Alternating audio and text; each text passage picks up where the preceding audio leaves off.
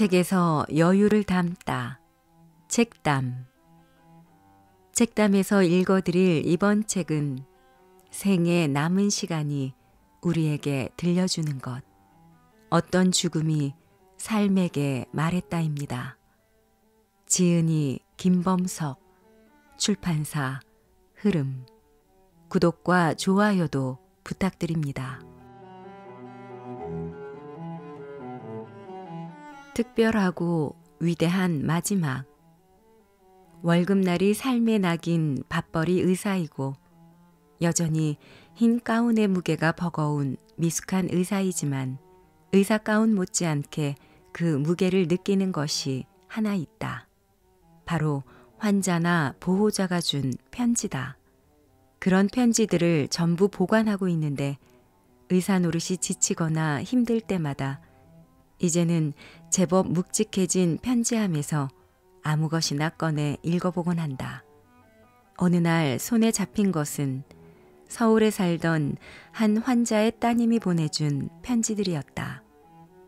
엄마가 폐암 진단을 받고 많이 힘들어 하셨는데 이제는 마음을 많이 다잡으셨어요. 선생님을 믿고 따르면서 저희 정말 열심히 치료받겠습니다. 우리 엄마 꼭 낫게 해주세요. 편지 속의 우리 엄마는 노년의 폐암 환자였다. 할머니는 담배 한 번 피운 적 없는데 폐암에 걸렸고 진단 당시 이미 암이 여기저기 퍼진 상태여서 수술이 불가능했다. 할머니는 폐암 4기로 판명이 났다. 항암 치료를 합시다. 의사의 몸이 건조한 말에 할머니는 말없이 고개를 끄덕거리며 주사실로 향했고 그의 따님은 짧지만 진심 어린 편지 한 장을 남기고 진료실을 떠났다. 할머니가 받을 항암 치료는 완치 목적이 아니라 생명 연장과 증상 완화를 목적으로 한 것이었다. 할머니가 70대이긴 했지만 나름대로 체력도 좋았고 관리도 잘했던 덕에 항암 치료는 순조롭게 진행되었다. 다행히 항암약은 효과가 좋았고 종양의 크기도 많이 줄어들었다. 할머니는 3주에 한 번씩 병원에 와서 열심히 항암 치료를 받았다. 나는 할머니에게 평소에는 어떻게 지내시는지 물었다. 딸과 같은 단지 아파트에 사는 할머니가 들려준 일상은 비슷했다. 아침이면 딸 집으로 가서 손주들을 어린이집에 데려다주고 두어시쯤 데리고 돌아온다. 그 길에 손주들과 이런저런 이야기도 나누고 가끔은 슈퍼마켓에 들러 손주들이 좋아하는 과자를 산다. 맞벌이하는 딸이 퇴근해서 올 때까지 손주들을 봐주며 간식을 챙기고 어질러진 집도 간단히 치우고 밑반찬도 해놓는다. 딸이 돌아오면 자신의 집으로 돌아가서 집안일을 하고 텔레비전을 본다. 주말에는 김밥을 싸서 근처 공원으로 소풍을 가기도 하고 딸과 북한산에 오르기도 하며 때때로 하산길에 사우나에 들르곤 한다. 그리고 3주에 한 번씩 예약한 날짜에 맞춰 남편과 딸과 함께 병원에 와서 진료받고 항암 주사를 맞고 간다. 이것이 할머니가 꾸려가는 일상이었다.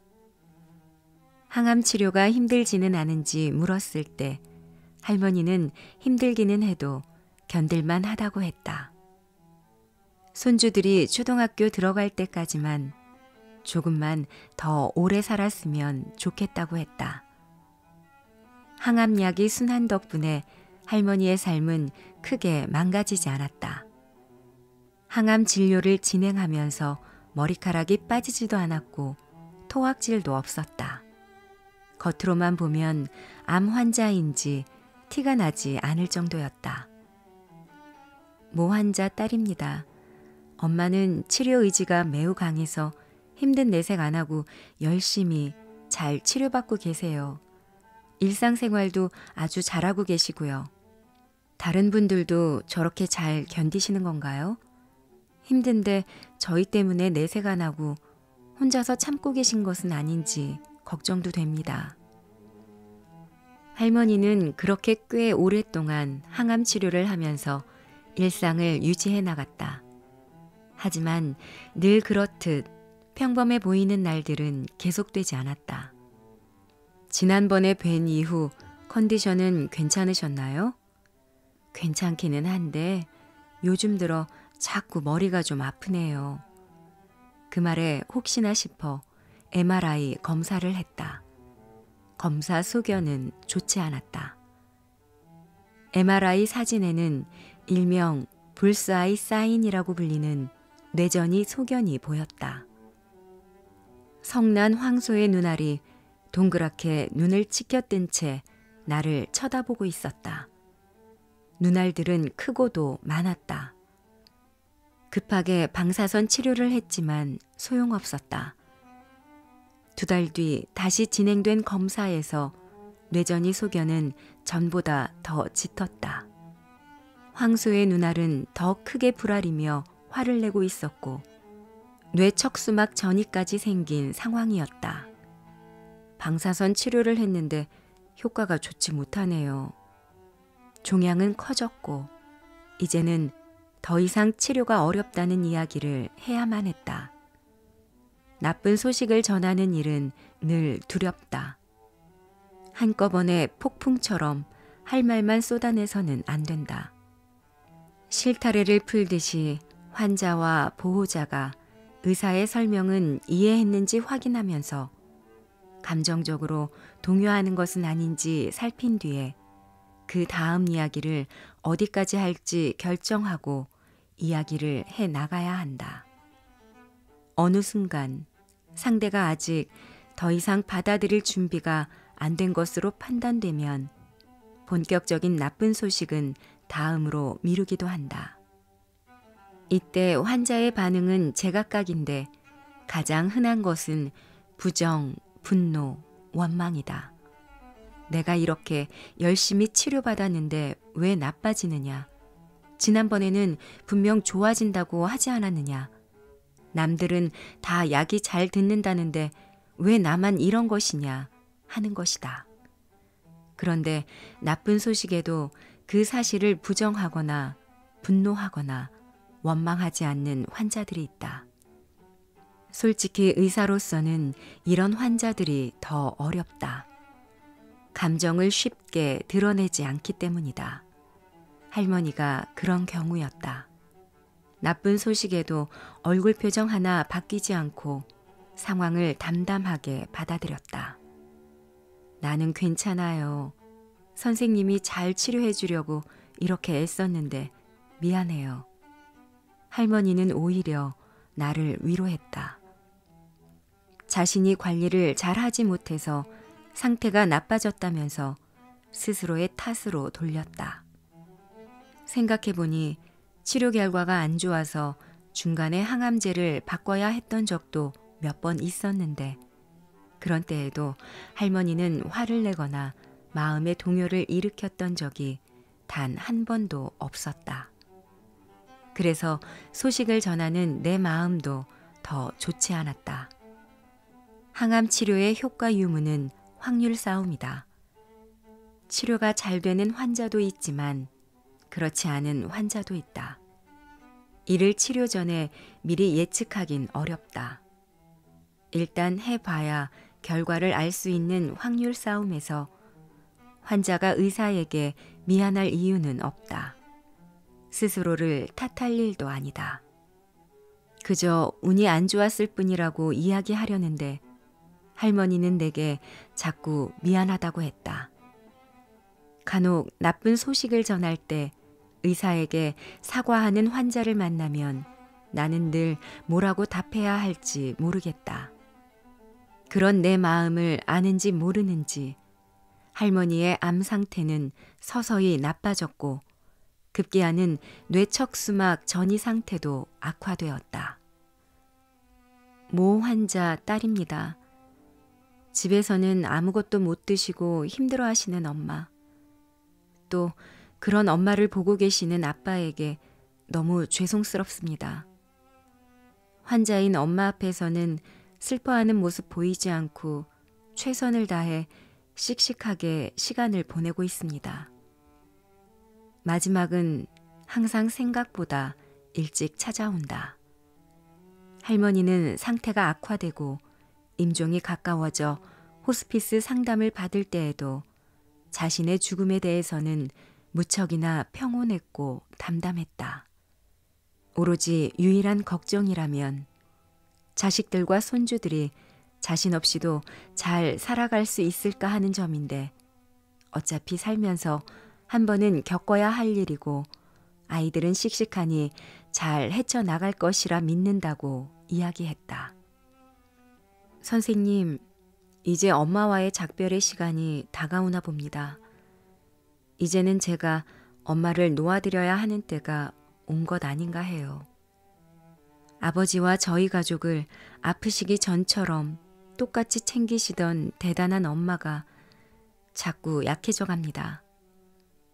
공기 좋은 곳으로 이사 갈까요? 하고 선생님께 물었을 때 선생님이 엄마에게 딸 옆에 꼭 붙어 살라고 하셨던 기억이 납니다. 엄마가 같은 아파트 단지로 이사 오셔서 저랑 함께 아이들 등원시키고 사우나도 가고 산에도 가고 했던 1년이 너무 행복했습니다. 이 행복이 이대로 끝나버리는 건가 봐요. 제가 해드릴 수 있는 게 너무 없네요. 불과 20일 전이 다시 돌아가고 싶은 시간이 될 줄은 몰랐습니다. 내가 이 편지를 받은 후 할머니는 얼마 못 버티고 돌아가셨다. 할머니가 실제로 돈이 많았는지 대학은 나왔는지 그런 것들은 알지 못한다. 짐작하건대 가방끈이 길지도 않았던 것 같고 넘치게 부유하지도 않았던 것 같다. 역사책에 나올 법한 위인도 아니고 언론에서 칭송받을 만한 이력이 있는 분도 아니었다. 우리 주위에서 흔히 마주칠 법한 평범한 분이었다. 하지만 난 할머니가 누구보다 어려운 일을 해냈다고 생각했다. 마지막까지 평범한 일상을 살아내는 일, 느닷없이 찾아온 운명을 받아들이고 본인 몫에 남은 삶을 평소처럼 살아내는 일. 누군가는 어떻게 생각할지 모르지만 적어도 내가 지켜본 그 노년의 환자는 평범함 속에서 행복을 발견하는 분이었다. 할머니라고 죽는 것이 두렵지 않았을 리 없다.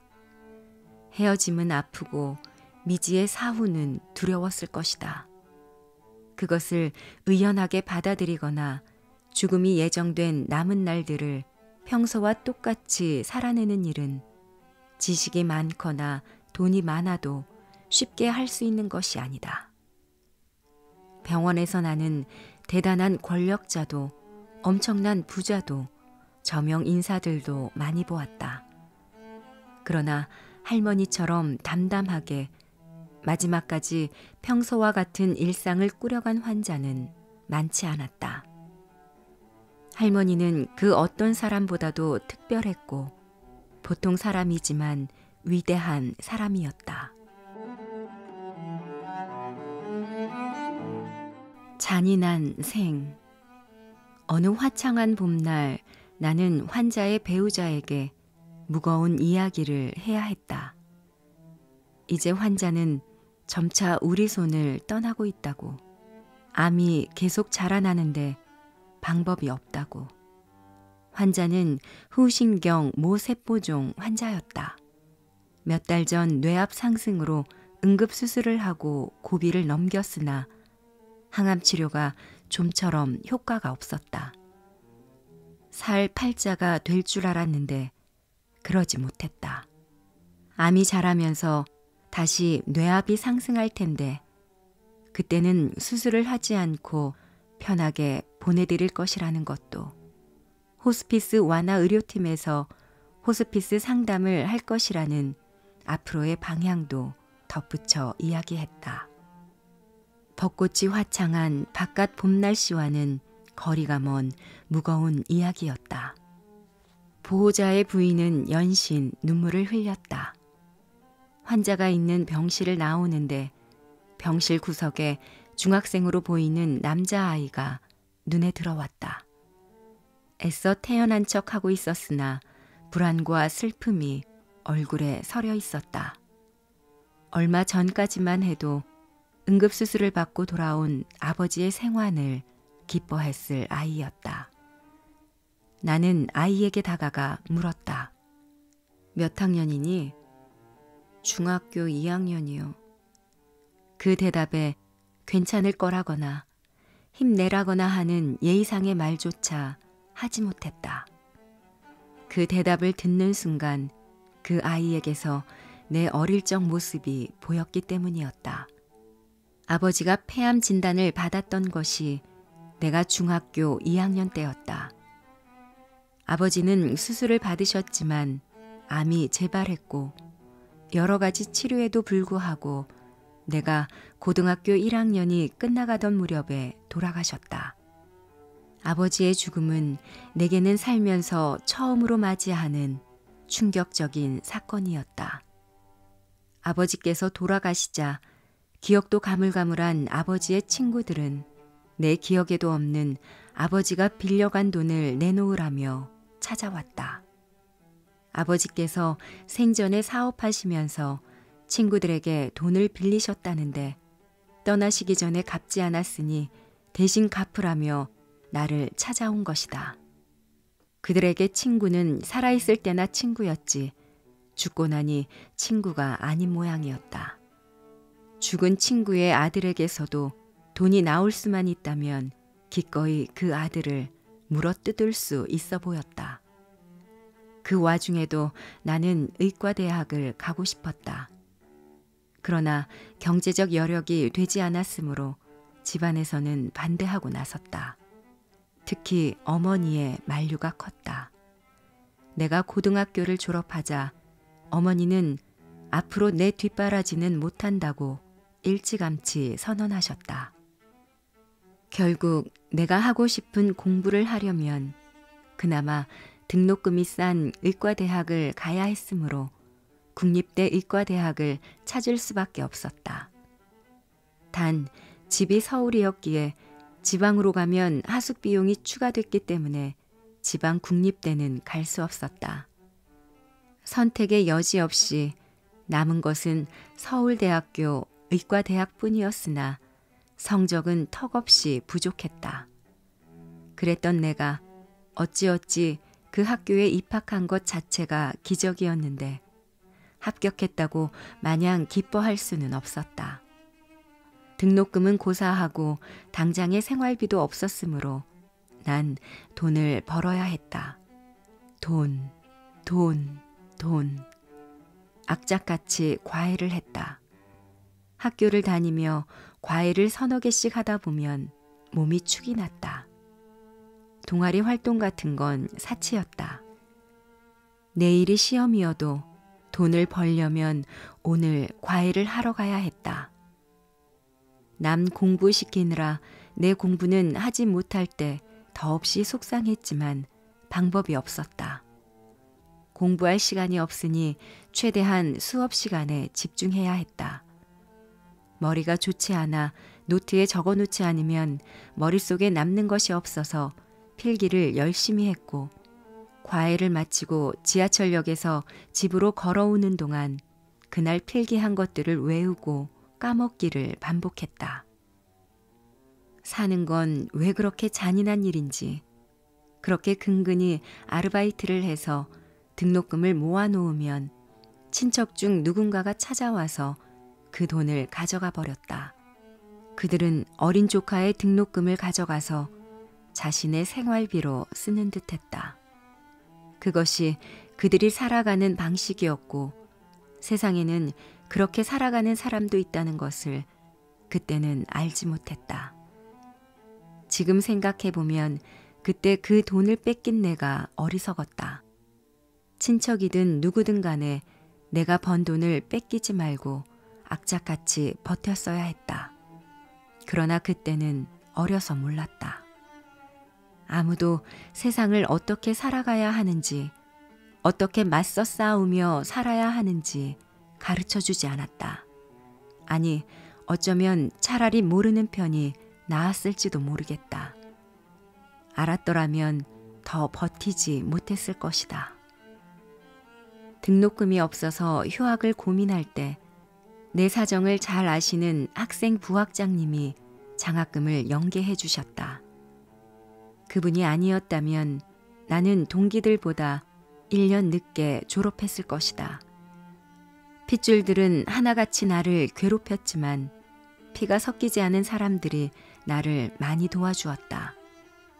세상이 마냥 더럽고 험하지만은 않다는 것을, 세상에는 그래도 아직 온정이 남아있다는 것을 나는 핏줄이 아닌 사람들로부터 배웠다. 아버지라는 보호막 없이 홀로 산다는 것은 내게 그런 일이었다. 비가 오면 비를 맞아야 하고 눈이 오면 눈을 맞아야 한다. 남들은 비 같은 건 맞지 않고 잘만 사는데 왜 나만 비를 맞아야 하느냐고 불평을 늘어놓는 것조차 사치다. 생존에 문제가 걸리면 그런 것은 부차적인 문제가 된다. 비를 맞으면서도 비가 그치고 나면 해야 할 일들을, 눈앞의 문제들을 어떻게 해결해 나가야 하는가 같은 것들을 머릿속으로 곱씹어야 한다. 아버지라는 그늘 아래에 머물며 세상이 어떻게 돌아가는지 알 수 없고 알 필요도 없던 나이에 정신을 차리고 보니 순식간에 무방비 상태로 세상에 내동댕이 쳐져 있었다. 내 잘못은 아니었으나 온전히 내가 견뎌내야 하는 내 몫이었다. 그 시절에 나를 놓아버리지 않고 스스로의 힘으로 붙들어야 했던 것은 외롭고도 힘겨운 일이었다. 몰랐으니 지나왔지만 만일 그때 내가 앞으로 어떻게 살아야 할지, 어떤 방향으로 나아가야 할지 작은 조언이라도 건네주는 어른이 있었다면, 그랬더라면 나는 조금이나마 덜 힘들지 않았을까, 덜 외롭지 않았을까. 그래서였을 것이다. 눈앞에 15 사내 아이를 지나치지 못했던 것은. 내가 겪은 일들과 똑같지는 않겠지만 가장의 부재는 분명히 중학생이 감당하기에는 큰 시련이고 또래 친구들은 겪지 않아도 될 일들을 겪게 될 것은 분명했다. 정도의 차이는 있을지 모르지만 본인의 삶을 본인이 책임져야 한다는 것을 일찌감치 깨닫게 될 것이다. 나는 아이를 붙들고 이런저런 이야기를 건넸다. 지금 생각해보면 무슨 말을 어떻게 했는지 잘 기억나지 않지만 아마도 내 지난 이야기들이었던 것으로 기억한다. 지우고 싶고 가슴속에 묻어뒀던 옛 이야기들. 세월이 지나 지금 내가 아는 것을, 그때의 내가 알았더라면 하는 것들을, 누구든 어른이 내게 알려줬으면 했던 것들을. 그러나 중학교 2학년, 그 나이의 소년이 이해하기에는 버거운 것들이었을 것이다. 소년은 어렸고 내 이야기는 아직 닥치지 않은 미래에 속한 것일 테니까. 다만 나의 과거가 이 소년의 미래일이라는 아픈 예견과 나의 과거는 그저 나의 것이기를, 이 아이는 나와는 다른 날들을 살아가기를 바라는 마음이 뒤섞였던 것 같다.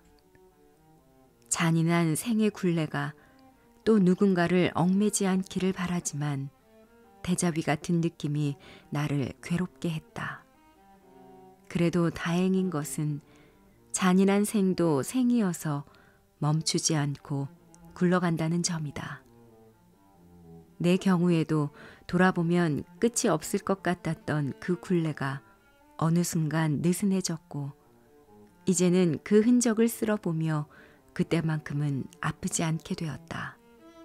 수많은 이야기를 했지만 정작 내가 아이에게 말해주고 싶은 단 하나는 이것이었다. 모든 것은 다 지나간다고. 이 소년에게 나는 완벽한 타인으로 남겠지만 비슷한 시간을 먼저 지나와 지금 여기에 서 있는 어른으로서 눈앞의 소년이 잘 버텨나가기를, 덜 외롭기를 진심으로 바랐다.